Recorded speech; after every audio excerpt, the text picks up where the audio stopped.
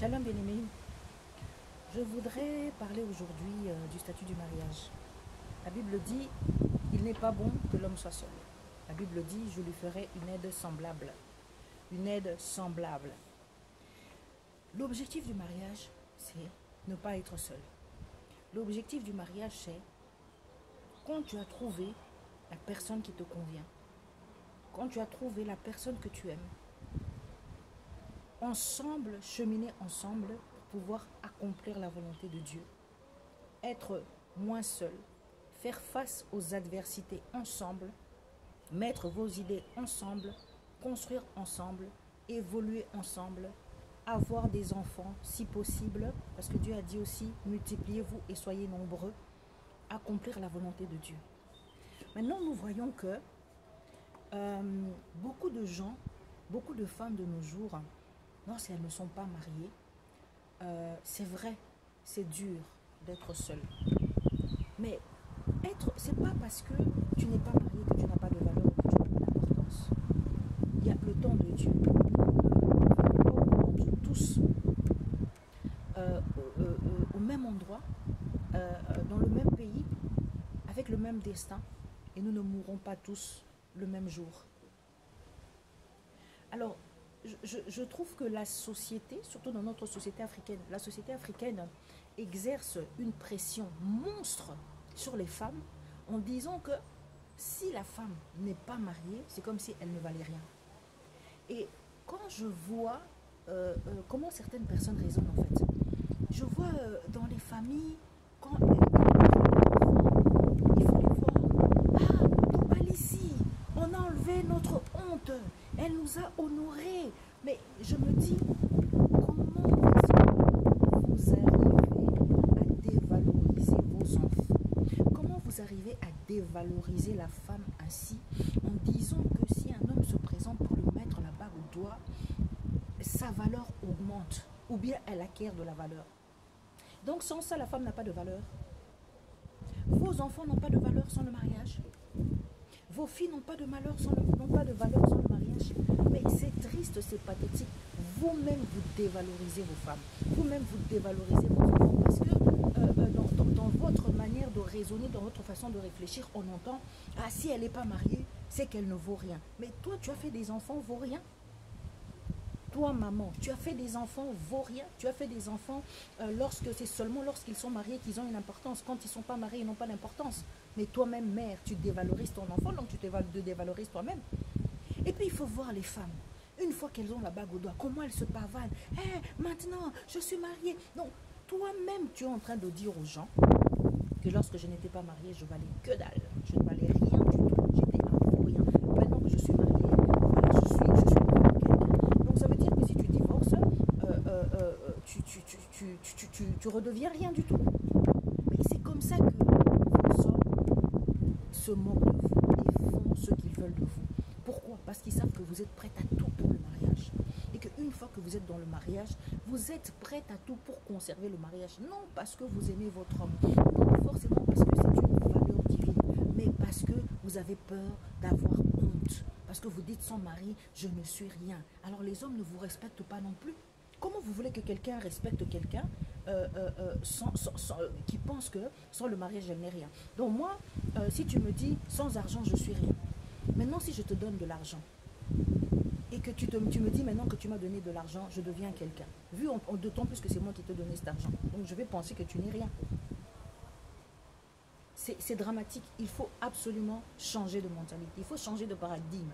Il faut changer de manière de voir les choses. Ce n'est pas possible de se dévaloriser ainsi.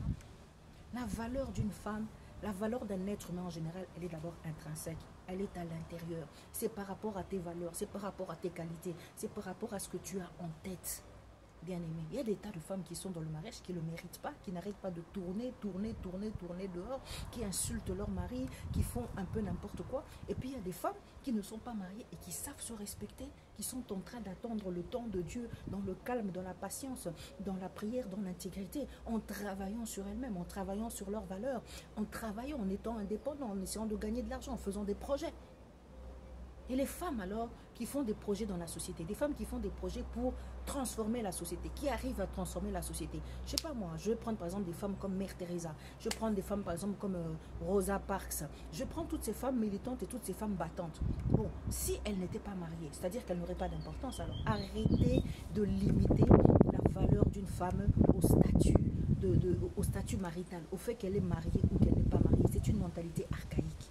C'est une mentalité archaïque. Ce sont des idées qu'on a reçues et qui datent du Moyen-Âge, qui datent d'un autre âge et qu'on n'a pas pris le temps de remettre à jour. Oui, parce que nous avons des idées préconçues, nous avons des préjugés, des idées qu'on nous a mis en tête, mais voilà, on n'a pas eu le temps de les mettre à jour. Nulle part, la Bible dit qu'une femme qui n'est pas mariée est une femme qui n'a pas de valeur. Nulle part.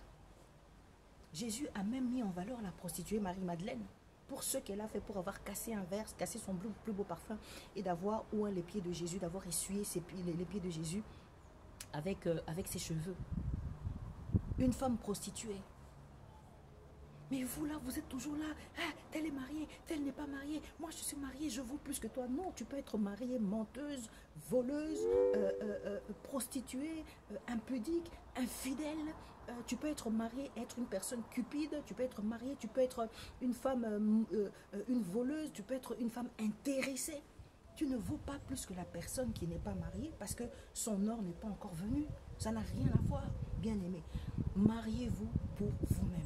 Ne vous mariez pas sous la pression de la société ni sous la pression des parents.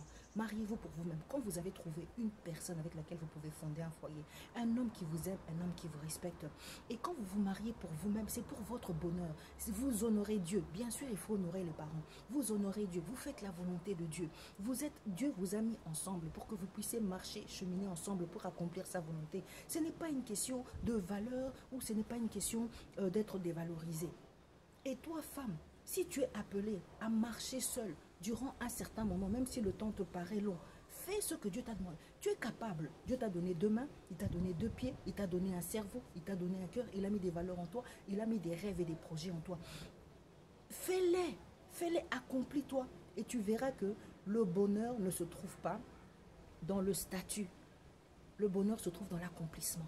J'étais appelée à faire telle chose, avec ou sans mari. Je l'ai fait, je suis une personne accomplie. C'est ça.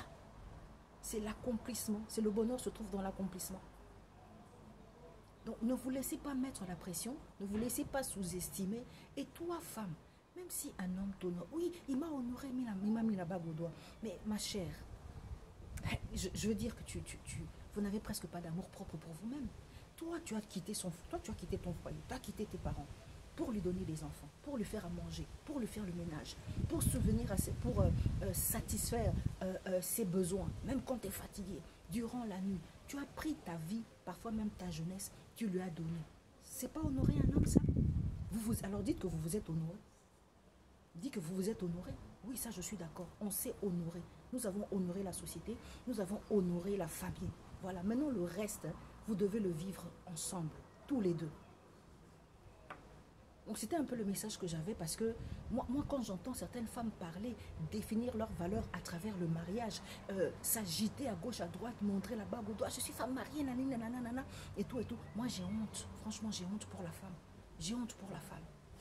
J'ai honte pour la femme qui transmet ce genre de message et qui dit j'ai de la valeur uniquement parce que j'ai la bague au doigt, sans la bague au doigt je n'ai pas de valeur. Moi j'ai honte pour ces femmes-là.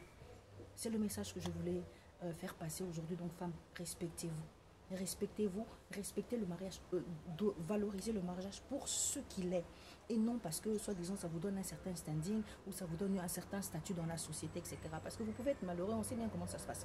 Vous pouvez être marié et très malheureux. Alors, où est l'honneur?